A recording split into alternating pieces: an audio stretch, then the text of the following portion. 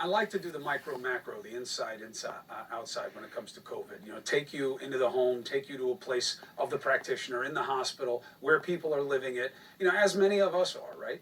And then let's take a look at the kind of topography. Let's look at the numbers. Let's look at the trends. All right, so we heard from the parents of that 6-year-old beautiful kid, Liam, Florida boy, quarantining because he's got asthma, but really because he was exposed to a classmate who tested positive for COVID on Friday. Okay?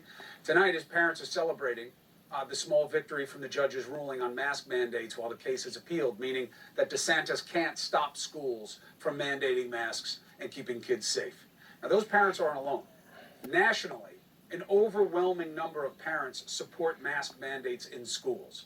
There you have it, okay?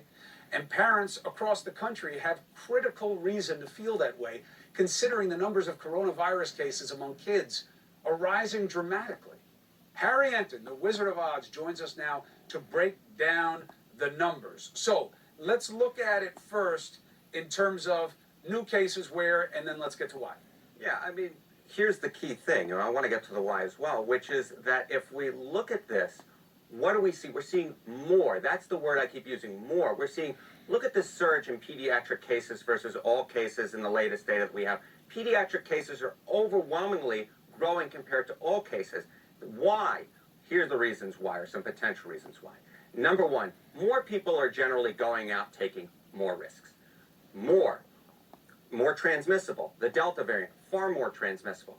Kids, more of them are going back to school, and that potentially raises the risk.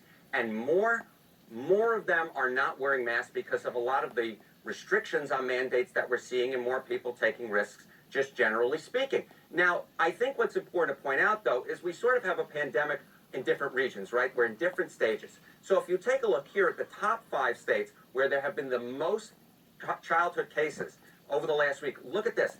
About 1,000 new cases on average, per 100,000, where they're the most new cases. And the 5 states where they're the least new cases, look at that, only about 125 new cases per 100,000. Now, what's the difference between these two places? Well, one thing that we know is it's not just masks where people might be wearing, where people wear a lot of masks. It's not just that they're wearing masks. More people are vaccinated in those areas as well. And look at this, where there are the most new cases, how many people are actually vaccinated at this point? This, I think, tells the entire story. What we see is 72% of the folks who are vaccinated of the eligible population in the states with the least number of new cases versus in the states with the most number of new cases, only about 54% are fully vaccinated of the eligible population. Now, let's just hit one more beat here about the vaccine. Once again, we're hearing numbers, you know, they said it was going to be a panacea. They said the vaccine would be perfect. But now I'm hearing about more and more breakthrough cases, so, you know, maybe it's not so good, maybe I don't need it. First, only Trump said that the vaccine was a panacea. He said it would be magic and it would make the virus just disappear. You know, Fauci and the others have been qualifying it. You can argue with their messaging and whether they've stayed ahead of the data enough in terms of how they inform us. I would say they could have done better, but nobody has said it was a panacea.